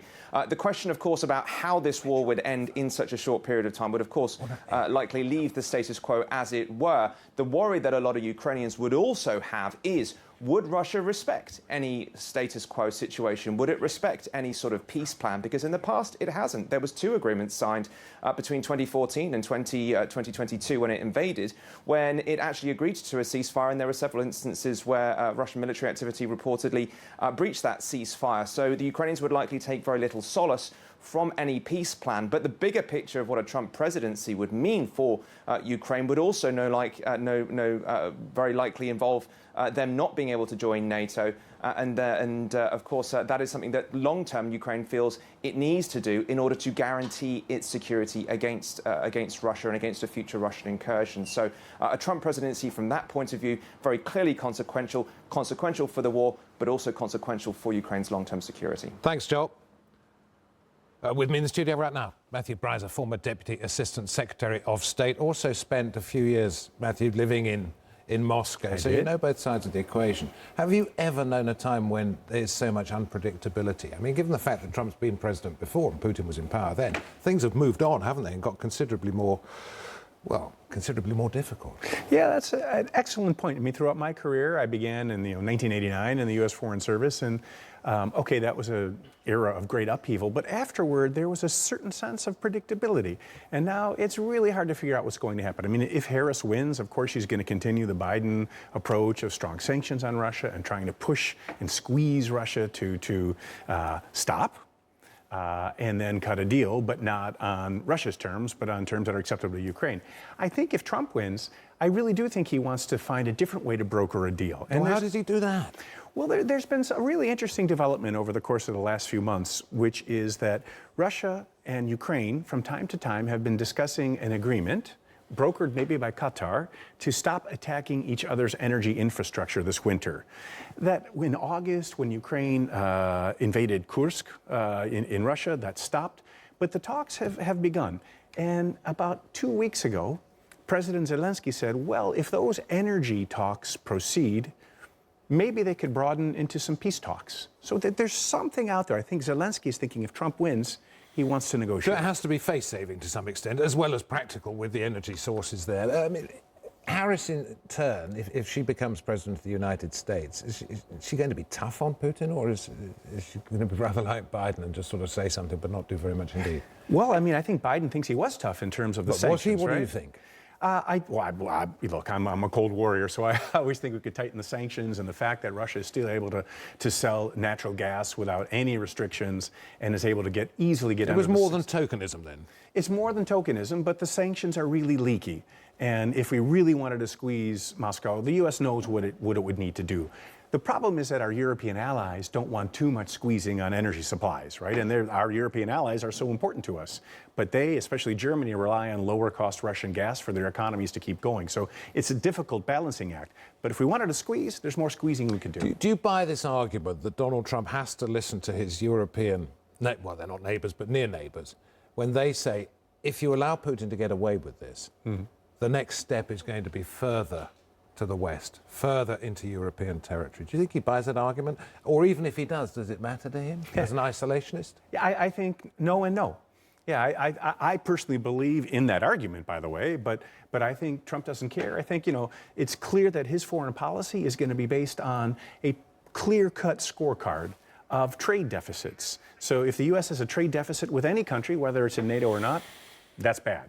If the U.S. has a trade surplus with any country, regardless of whether or not they're in NATO, that's good. I think that's going to drive the foreign policy of Trump. So all the stuff about alliances and what you were just talking about doesn't matter to him. The realpolitik is rather horrid, but it's what we have to live with. I think it is. Thank you very much indeed, Matthew. Thanks, Bryson. David.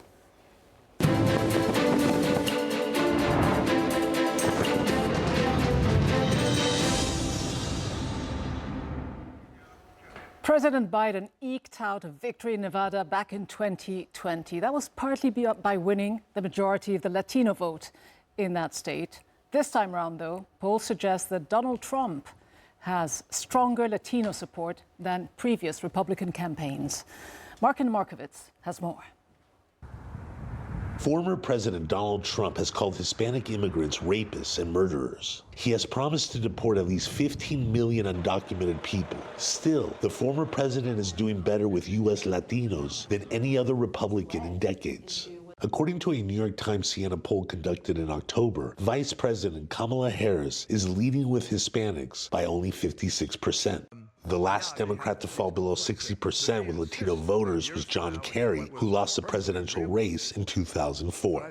These gains by Republicans can swing outcomes in battleground states, including in Nevada, which has one of the biggest Latino communities in the nation. Harris is also struggling with Hispanic men, like undecided voter Robert Hernandez. The restaurant manager is not troubled by Trump's tough immigration stance, despite his own parents being immigrants. I certainly understand. I know where my parents came from. I get it. But I also understand the security of the actual border, so I try to look at it from a broad perspective as to what's really right. It's clear that any path to victory for Harris and Trump will require tapping into this powerful voting bloc, who make up about 1 in every 5 registered voters in this state. In the state's largest city, Las Vegas, thousands of Latinos work in the gambling hub's numerous hotels and casinos. Many are part of the powerful Culinary Workers Union, which is spending millions of dollars on a get-out-to-vote drive for Harris. Hotel worker and union member Arturo Maya, like many Hispanics, is offended by Trump's rhetoric. I am insulted by him, because we have come from Latin America and have come here to contribute, not to beg or take. We come here to work. Still, there's a lot of anger at Democrats for the state's economic condition. Nevada has the highest unemployment rate out of any state in the country.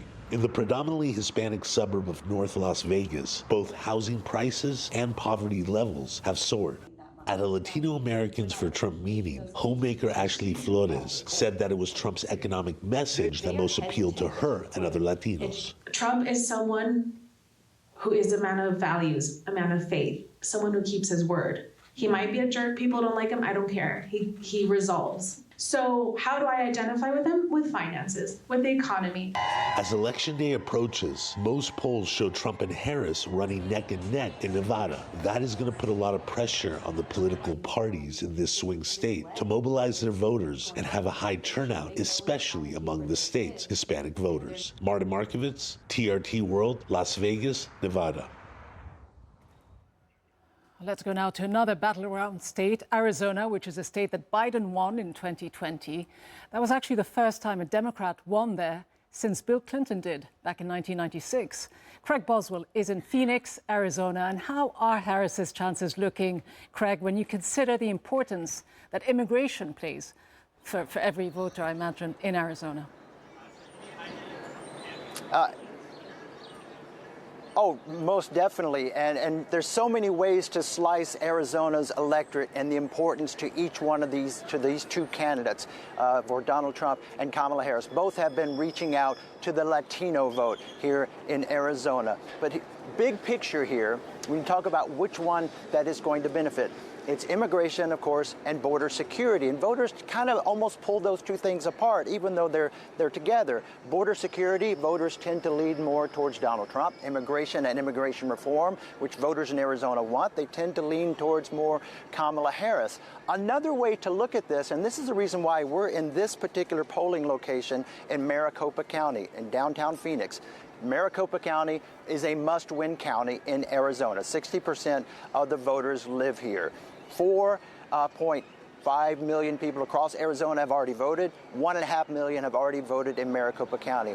The reason we chose this location is because of the youth vote that these candidates are trying to go after, particularly the youth Latino vote. To my right is Arizona State University's downtown campus, and to my left is more the professional downtown workers. So the youth vote, Joe Biden won by 60% in 2020. No Democratic president has ever won without 60% of the youth vote.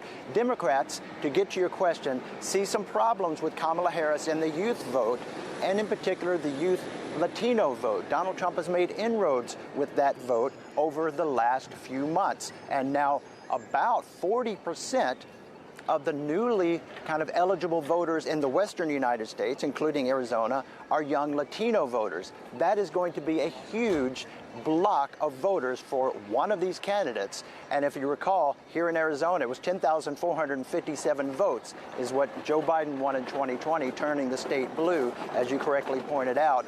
It could likely be that margin of victory again for one of these candidates. Now, in terms of hours, we should start getting some of these first totals of voting. I'm told by the Secretary of State in about 6 hours we're going to get the first kind of tranche of votes. It's going to be that early voting where there was more than 1 million early votes. We're going to get about 70 to 75% of that. Then we're going to start to see where the trend lines are going.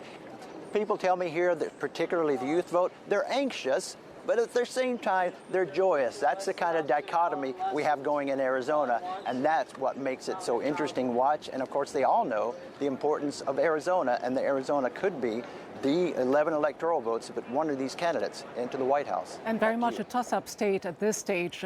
Craig, interestingly, some of the latest polls are showing that Trump could be leading at least marginally in the state. You mentioned the importance of the youth vote. In addition to the crucial issues of border security and immigration, what are most young voters focusing on this election? And that's interesting because it kind of goes into a gender gap there. It goes into women's reproductive rights for women, and then it goes into immigration, border security, economy for men. And on that, there's a couple of ballot measures. Arizona's voting, it's a huge ballot. It's 2 pages back and forth. There are ballot measures that are also going to drive people to one of these candidates. There's an abortion rights ballot measure that is shrining that in the Constitution. That's driving your women voters. There's an immigration border security ballot measure that's driving the younger men voters. That makes it a state crime for someone to cross the border illegally. Those types of things are slowing the voting process down because it's a long ballot, but it's also segregating kind of the population into the kind of these topics that they think are most important to them and most important to the country going forward. Thanks very much for this update. Craig Boswell from Phoenix, Arizona. And as we've been mentioning, one of the key issues for voters across the United States is the economy. A majority of voters saying they feel very strongly about the need for the candidates, whoever is elected next, focus on the state of the U.S. economy. Now, U.S. elections always come with a hefty price tag. In the 2024 election cycle, more than $10 billion has been spent on political ads. That is up $1 billion from 4 years ago. Nearly $1 billion has been spent on ads over the last week alone, with Democrats outspending Republicans as both campaigns try to safeguard the integrity of the voting system. Randolph Nogel reports from Colorado.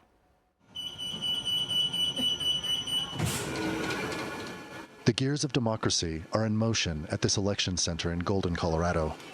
The first day of sorting early ballots here.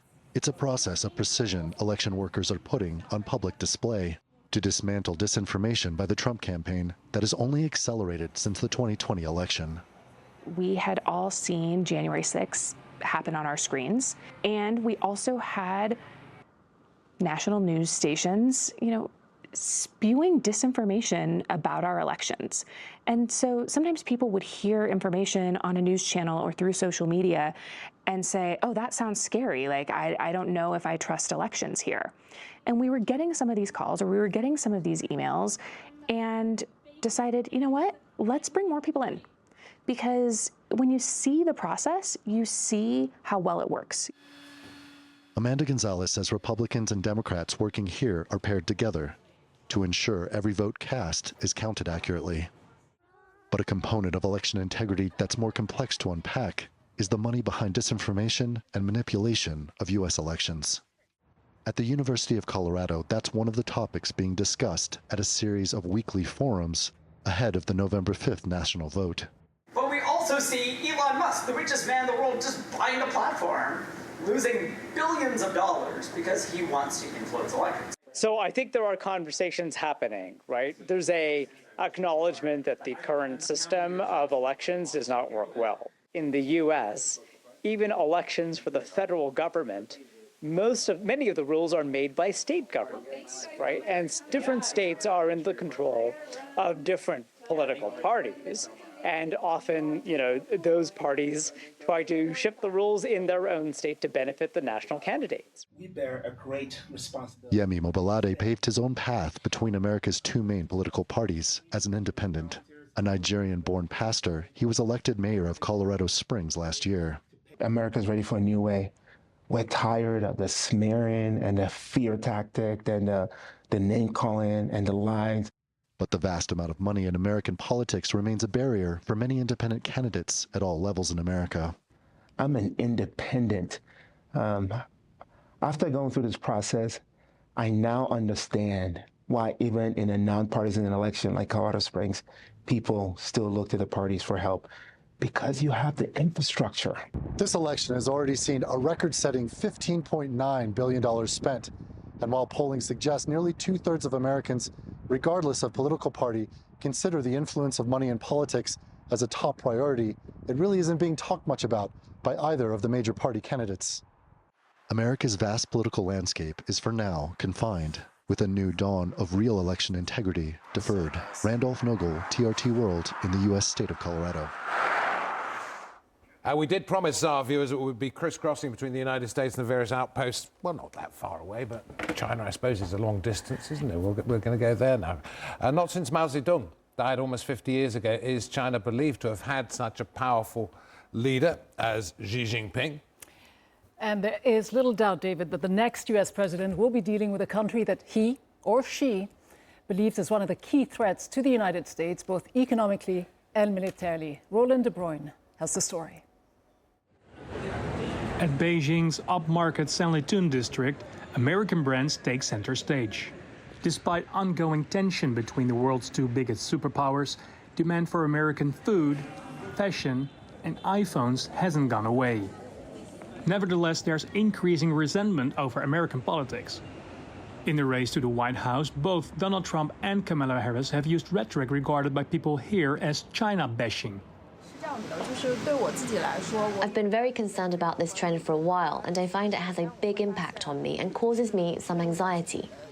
No matter who wins the election, I believe our country is very strong now, and no matter what measures they impose, we will respond with strong countermeasures. Experts say regardless of who wins the presidential election, ties between the world's two biggest powers are likely to remain strained. President Joe Biden has kept high tariffs on Chinese imports in an extension of Donald Trump's trade policy on China. Kamala Harris is expected to maintain a similar policy. Trump, meanwhile, has pledged to drastically increase tariffs on foreign goods entering the U.S., including imposing tariffs of 60% or higher on Chinese goods. That would represent a significant escalation of the trade war he launched during his first term as president, which sent relations spiraling between the two sides. I hope he will not go to that length. He will need to really take into consideration the fundamental interests of the American people and deal with China as what China is and solve all these trade issues and other issues in peace with mutual respect, rather than trying to manhandle China as if there will be no consequences. Trade aside, differences over Taiwan and efforts, as China sees it, to contain the advancement of its technology remain major sticking points. Despite improved communication between the two sides, experts say policymakers have abandoned hopes for collaboration. Recent high-level meetings have yielded limited results. Instead, the focus has turned towards defining the condition of competition with one another to prevent any greater fallout between the rival superpowers. Roland de Bruine, TRT World, Beijing. Let's go to Hong Kong. My colleague Oscar Surbakti is there. If tariffs are one form of economic warfare, then let's move on to the threat of military conflict, which also ties up with the economy when it comes to Taiwan. Oscar, and is this something that China's worried about, who's going to be in the Oval Office when it comes to Taiwan? Well, yes, David, China and the rest of the region, quite frankly. As you know, Taiwan is closely aligned with the United States. The United States effectively promising Taiwan its autonomy at the very least, or independence at the most. And China will be closely watching the outcome of this election to see just how hawkish the next president will be when it comes to Taiwan. There's a lot of questions about whether or not Beijing will in fact one day annex the territory in the near future. Of course, that question was raised after Russia invaded Ukraine, and many had speculated that Beijing would also consider a similar move. But as we saw under the current Biden administration, we had the likes of the Democratic lawmaker Nancy Pelosi make a high-profile visit to Taipei, really showing the U.S. support for its autonomy and independence. But in terms of what Donald Trump or Kamala Harris will do is anyone's guess at this point. But it is something that Beijing is very concerned about, no doubt. Can I jump back a little bit, Oscar? I know in that package there was a great deal about China's economy and tariffs, but it's worth hearing from you on how strong China's economy is at the moment, because I've been reading that, in fact, it grew for years, and in fact, now it's suddenly falling back a little bit. Could it withstand strong tariffs? Well, yes. I mean, the China economic story has been one that's unfolded over the last 2 decades or so. It's largely seen as an economic tiger in the region and across the world. And of course, it is currently the #2 economy behind the United States. But in recent years, we've seen a slump, not only due to the COVID-19 pandemic and the harsh lockdown measures that really did cripple the economy, but since it reopened, we've seen certain sectors struggle, especially China's once lucrative and booming property sector. Now, that's largely weighed down economic growth at this point. There is a question as to whether or not China will reach its 5% GDP growth target for the year. So there are a lot of concerns about economic growth here, and Beijing is mulling massive stimulus measures that will potentially impact trade with the United States. So when it comes to the question of even more tariffs from an incoming US administration, surely that is something of concern for lawmakers in Beijing. Thank you very much indeed. Live from Hong Kong.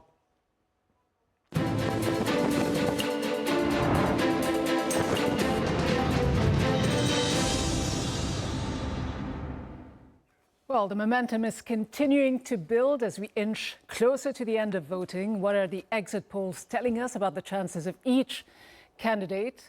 Let's check in with both the Trump and Harris campaign. We've got John Brain in Florida at the Trump camp, and we've got Selena Downs in Washington, D.C. and Howard University, which is being used as the Harris campaign headquarters. First to you, Selina. It's possibly going to be a very long night, but certainly also quite a big night for Kamala Harris. How are her supporters feeling about her chances this evening?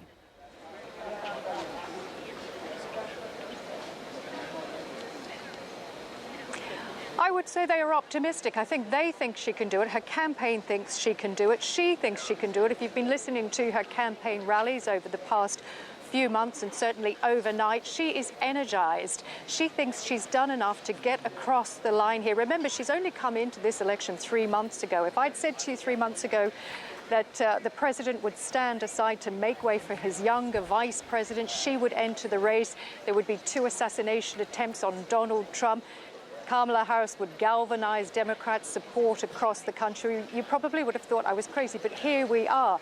So she thinks she's done enough, but she's been furiously campaigning across the city, across the country for the past few days. She spent today phoning into local radio stations in those key swing states, Pennsylvania, Georgia, North Carolina. She's been trying to reach as many voters in the 11th hour as she can because she knows that those swing states will be critical to her winning the White House. She visited a phone bank in the nation's capital today where she got on the phone to one voter. They've been ringing voters all day, trying to tell them to get out and vote. Kamala Harris actually got on the phone to one voter and asked the woman, have you voted? When the woman said yes, she had, she thanked her.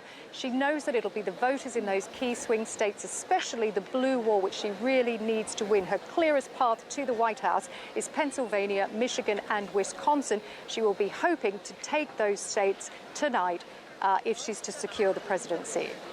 Although we all know that the results may not be called tonight, not called on Tuesday at least. This is how tight this race is. It could actually take several days, just like it did 4 years ago.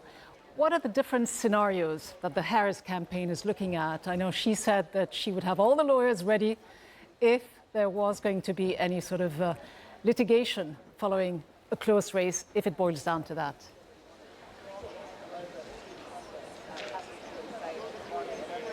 Yeah, and there's definitely been a lot of concern in the capital in Washington, D.C. We saw lots of businesses boarding up in the past few days because they are worried about violence, possible violence, if Donald Trump contests the results of this election, as his supporters did back on January the 6th in 2021 when they stormed the Capitol building as Congress was certifying those results. But I think certainly here, Kamala Harris is hoping for a win.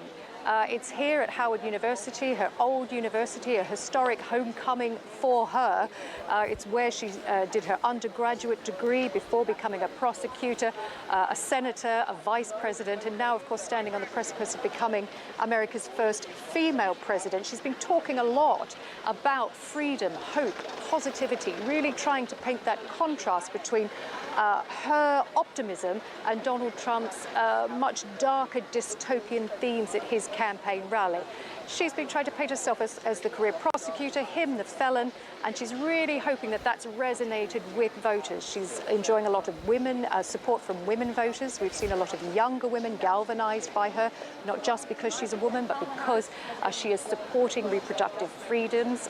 She's pledging to restore abortion access right across the country here in the United States, rights that were severely restricted under Donald Trump's presidency. And that has resonated with a lot of voters, not just younger voters, but also older women too. And her campaign are hoping that it will be those older women that will be prompted to go out and vote at the ballot box. She's also been reaching out to Republicans, not just Democrats. We've seen her campaigning with the likes of Liz Cheney, the daughter of Dick Cheney, who was vice president under George W. Bush, a Republican. And also she's trying to reach those Nikki Haley supporters who are also Republicans. You might remember Nikki Haley was the Republican candidate that really fought Donald Trump right to the end for the Republican candidacy. They're telling Republican women, you don't need to tell people who you're going to vote for. You can just do it. Vote for Kamala Harris, and hopefully she's hoping that getting across the sort of political spectrum might see her over the line. Thanks. Selina. Harris will no doubt also be hoping to hold on to as many voters as she possibly can from within the African-American community, symbolically choosing Howard University, as you mentioned earlier, the historically black college in Washington, D.C., which she says played a major role in shaping the person she is. The African-American vote becoming increasingly important in U.S. elections, making up some 14% of eligible voters. Let's go now to the Sunshine State, Florida, where John Brain is standing by at the Trump campaign. John, needless to say, the election's so close, so uncertain. I won't ask you to predict the results, but just how confident are the people around you in the Trump camp? Oh, it's absolutely on a knife edge, but the Trump camp says it's cautiously optimistic. They're very happy with their early voting numbers and the fact that they've got more Republicans registered this time round than in 2020 and in 2016, of course. And they believe that they are on course for victory. And it's very interesting here, the contrast between Harris in Washington, as we've been hearing Selena describe, not just the difference in the messages, the darkness of Trump and the positivity of Harris, but the fact that Trump has been around for so long. He's dominated this country's politics for nearly a decade now. Harris is this new candidate. But Trump supporters still seem to be as energized as ever. And you go around America, if you're not in those liberal heartlands like New York or Washington or Los Angeles, you come out to other parts of America, people are still very enthusiastic about Donald Trump. Some people have described it almost like a religious cult. And we've been speaking to people here in Florida, and we say, but look, and women in particular, we say, look, his character defects, how can you overlook that? And they'll say things to us like, well, I'm not going out to dinner with him, but I want him as my president because he'll be better on the economy, he'll be better on immigration, and they believe that he also is a better representative of the United States abroad. They believe he keeps America strong. So it's a very different dynamic between the two candidates and also their supporters. But clearly, they can't both be right when they say they're going to win. So we're going to have to wait and see how things unfold over the next few hours and possibly next few days.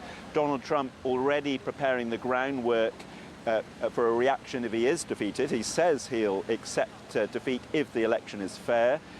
Many Republicans are gearing up for potential legal challenges if he does lose, though, and we can expect many comments that the election isn't necessarily fair. One more bit of news to tell you. J.D. Vance, Trump's running mate, has just arrived with a huge police convoy inside the headquarters here now. We're expecting Trump a little later on this evening. John, just give us a brief sense of the importance of the state of Florida in the overall electoral map. We know that President Trump, former President Trump, won the state both in 2016 and 2020, but there have been recent shifting dynamics, certainly within the Puerto Rican and Latino community. Is it enough to take voters away from Trump, or is it looking like at least Florida may be a foregone conclusion? No, I think Florida will remain solidly Republican. Of course, I may be wrong. That is speculation on my part. I mean, it used to be a swing state, but the demographics have changed and it's become pretty solidly Republican now. So it's unlikely that Florida will be contested. Trump assumes that one is in the bag. But of course, this has been an unpredictable election. And for example, Iowa, where another solidly Republican state you'd have thought, a recent poll by a respected pollster had Harris in the lead by 3 points in Iowa, which has got nerves jangling slightly here among the Trump team, because that would signal that that whole Midwest region might be very vulnerable for them. So although we've been saying all along, all the 43 of these states, it's pretty cut and dried, and it's just 7 swing states to compete for, who knows, there might be a surprise somewhere tonight. All right, for now, thanks very much, John Brain in Florida. David. Interesting that John was talking about voters not necessarily wanting to go out and have dinner with Donald Trump. Perhaps he's stronger on the economy than he is on table manners. Is it about personality or is it about policies? Actually, who the candidates seem to be rather than what they believe in. And in another swing state where we go now, Wisconsin, it does seem very much to be about character. Welcome to Wisconsin. It's peaceful yet polarized. A state that became politically divided faster than the rest of the nation, and where most voters care more about feelings than issues. And for Donald Trump supporters, that feeling exploded on July 13th when he survived an assassination attempt. I felt that renewed energy around him, but the vibe is that people are getting behind Trump and want to support him, and they're proud to do it. A week later, the Democrats saw their feelings explode when President Joe Biden dropped out of the race and Kamala Harris stepped in. And they really noticed it at this weekly corner gathering of Democrats. This corner changed completely. This place was on fire that Tuesday. So you ask about, has there been a change? I can tell you, it was dramatic. So enthusiastic are Democrats now for Harris here at the party headquarters that the most obvious vulnerability for Trump, the fact that he's a convicted felon, is barely mentioned. Years ago, pollsters say you could get 20% of Wisconsin voters to switch political sides based on actual issues. Nowadays, maybe 5% will switch sides. So the goal at both Republican and Democratic Party headquarters is to just get their own supporters enthusiastic enough to get out and vote. For Trump fans, it's the belief that his assassination attempts prove he's important. The enthusiasm has been amazing. Every day we're busy. We're getting a lot of donations. A few weeks ago, Hillary Clinton never campaigned at all in Wisconsin during the 2016 race and lost the state to Trump. So for Harris fans, it's the fact that she is showing up. I've been to 2 of her rallies so far. You can sense a new enthusiasm. Still, for better or worse, pollsters say Trump alone dominates the Wisconsin race now, with the state's voters either loving him or hating him, and both emotions incredibly intense. They say that Wisconsin is... Polls show Trump is underwater in Wisconsin. That's more unpopular than popular by about 11 percentage points. Harris is underwater, too, by about 3 points. So will simply being less unpopular be enough to win Wisconsin? Andy Roseton, TRT World. Well, so much is down to character and personality, but it's also about policies and how the candidates differ. Craig Boswell is in Arizona with a look at immigration and other key domestic issues that matter to voters in this election. It's the hottest city in the United States, and Phoenix, Arizona is central in the heated battle for the White House. Thank you, Arizona. God bless you. The key issue here is border security. Harris recently called for extending restrictions to help reduce unlawful crossings and investments in detection technology. Trump's border policies are his signature issues, mostly focused on deportations and deterrence, including his border wall from his first term. Republicans blame Harris and President Biden for a rise in border crossings, especially in Arizona. It's one of the most remote sections of the U.S.-Mexico border, and also one of the busiest for U.S. Customs and Border Patrol. Those who live anywhere near the miles and miles of border won't tell you who they're voting for, but they're quick to say they're skeptical either presidential candidate will find a workable solution to border security. It's very important here. I think it's very important to go out and vote for whomever they choose to vote for. I'm not saying who I'm voting for. The economy is one of the other top issues across the U.S. Harris wants a first-ever national price gouging ban on food and groceries. Trump vows to lower costs by boosting oil and gas production. Harris plans to boost housing development, aid first-time home buyers, and expand tax credits. Trump plans to extend and expand tax cuts he signed into law in 2017 and cut the corporate tax rate. On reproductive rights, Harris wants abortion access in federal law. He brags about overturning Roe v. Wade. Trump says it should be left for the states to decide. But the biggest decision in the 2024 race really lies with a small group of independent voters. I will never be a party hack for the Republican, nor will I be a Democrat. Other issues driving people to the polls include health care and climate change. Craig Boswell, TRT World, Arizona. Let's go across now to Europe and see what a Trump victory could mean for the United States' European allies. We're joined by David Dunn, who is a professor of international politics at the University of Birmingham. Professor Dunn, we heard on the campaign trail more than once Donald Trump warn, perhaps even threaten, some European countries with the idea that he may, if he becomes president, slap tariffs on 10 to 20% of imports from Europe. Just how nervous would a lot of European allies be? I think the Europeans are very concerned about a whole range of topics. Tariffs is certainly high on that list. We saw limited tariffs imposed on European imports into America last time round, and we had a trade war whereby the EU responded by putting tariffs on Harley-Davidson motorbikes and bourbon whiskey and a variety of other imported goods into Europe. That was a limited and damaging exchange of a nascent trade war.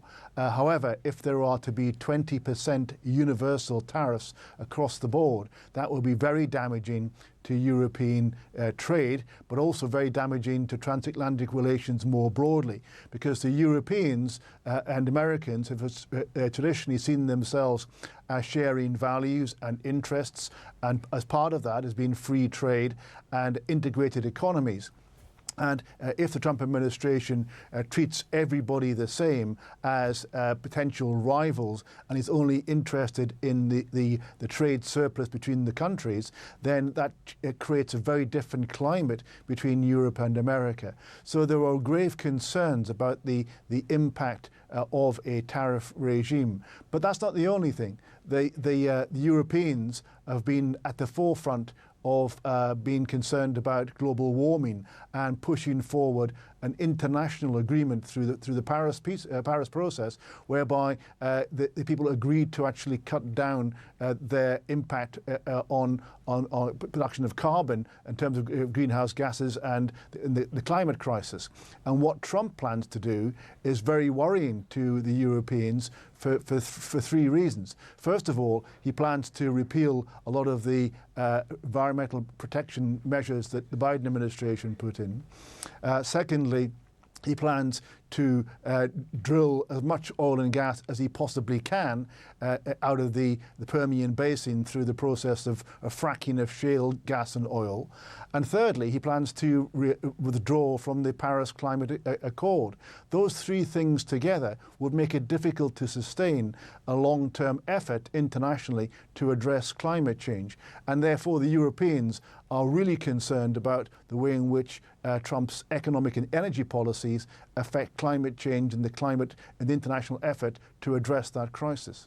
On the other hand, if Kamala Harris wins, we've heard that she may be a little cautious on free trade, but in her case, there would not be any slide into protectionism, the way we very well might see under Trump, and he's made that quite clear, as you've just pointed out.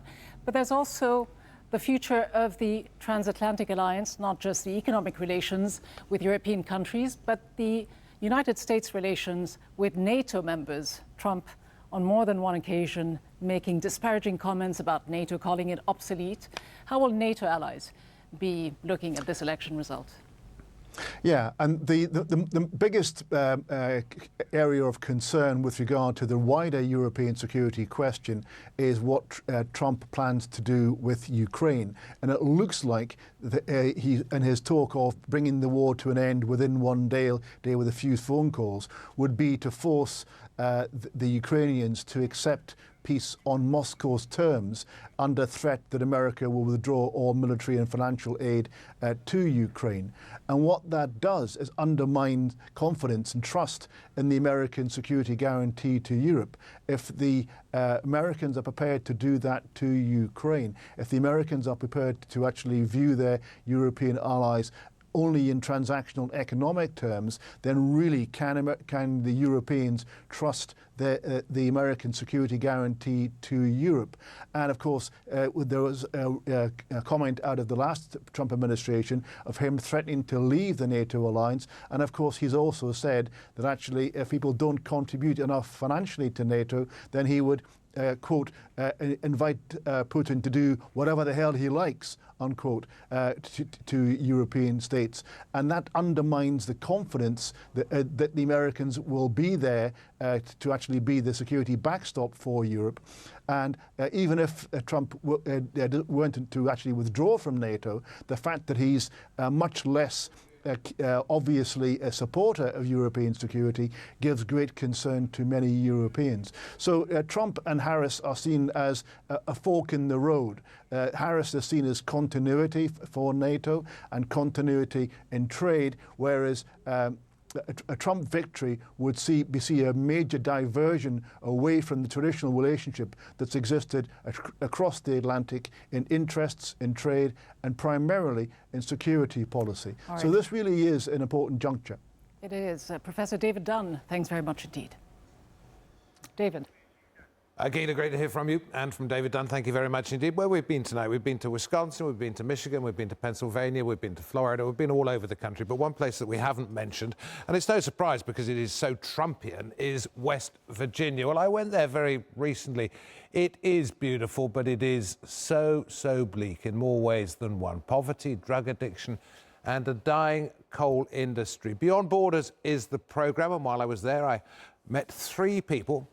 A coal miner, almost 40 years in the business, a man deeply involved in fracking, that's going for natural gas underground, and one of the most respected journalists in the state. Here's a taste of what they had to say.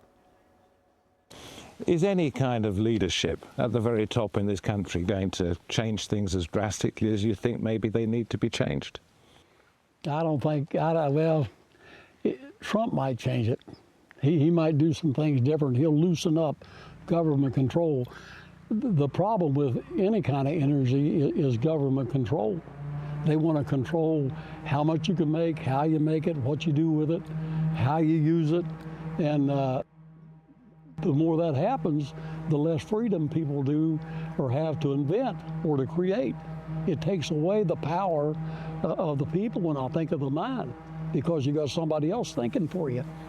One of the things I've read about is that if it's no longer coal, if it's no longer industry, West Virginia is wanting to become a tourist destination. You know, there's a lot of states that have beautiful scenery, but the people here, I think, is what makes West Virginia greater than anything. We're friendly, we want to help. You know, if anybody needs anything, we're willing to give. And the people is what makes the state or the nation. It's not the leaders, it's more the people. That's why I say you got to have a government that is for the people and by the people, not just government control and everything. We supply the rest of the country with natural resources. We supply them with coal. We supply them with natural gas, oil, timber. So it's a lot of people's belief that our school systems are keeping our young children where they belong, in other words, working in the oil fields, working in the coal fields. You know, you're not going to get Harvard graduates to go underground in a seam of coal that's 24 inches tall. You know, you need a different type of person for that. And I think that's what they educate us towards here in West Virginia. And I think that's the reason West Virginia has been the same for 100 years. And that's probably the reason it's going to be the same for another 50 years. With all of the natural resources, with all the natural gas, everything that West Virginia has, how come it's still the 4th poorest state in the United States? You know, the powers that be, whether it be the government of West Virginia or the government of the United States, they want us to be poor. They don't want us to have a lot to where we want to step outside of our lane. Does that make sense? So I understand what you're saying, if you're making $50,000 a year you can afford your little house, you can afford your little vehicle, you can afford to go to the beach one time a year. You're not going to get too overzealous and move to Montana because you can't afford it. You're saying they need the people to stay here. You need and the they people to deliberately stay want here. to keep them down. Yes, yes, I believe that. Well, throughout our history, we've been exploited by outside entities. First, they came for our timber in the 1800s.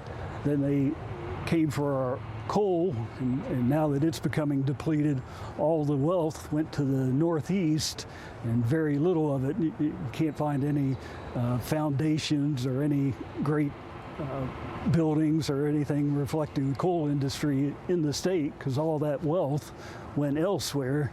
And I'm afraid that in the future, the powers that be will come for what may be our most valuable resource, which is water.